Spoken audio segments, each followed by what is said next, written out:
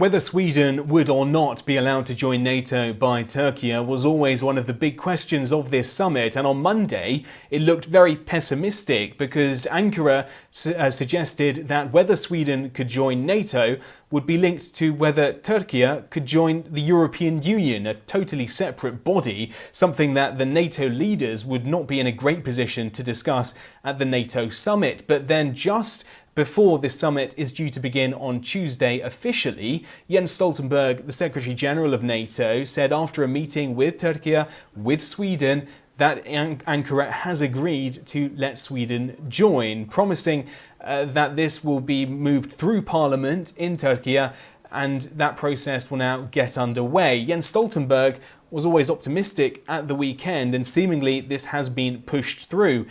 Turkey, Sweden and NATO, all in this statement released by the alliance, say that they agree now Sweden has made all the necessary changes when it comes to dealing with terrorism within the country, that Ankara should be satisfied. And so that seems to suggest this will go further through without a hitch, meaning Sweden would be the latest country to join after Finland managed to join NATO earlier in the year.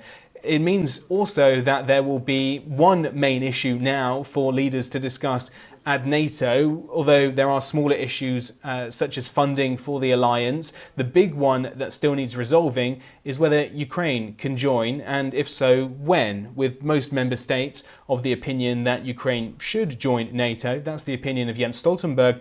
And so Kiev will be looking for guarantees, specifics, precise information about what it would take for Ukraine to join NATO once that process is complete. The leaders will be then deciding what exactly they can offer Ukraine, but in the meantime they'll also be deciding a long-term plan for Ukraine to try to support it, what each country can give in the meantime bilaterally, and also what form of support that may take, whether it be intelligence sharing, whether that's training, equipment supplies or financial support. All of that to be discussed on Tuesday and Wednesday in Lithuania. Stuart Smith, CGTN, London.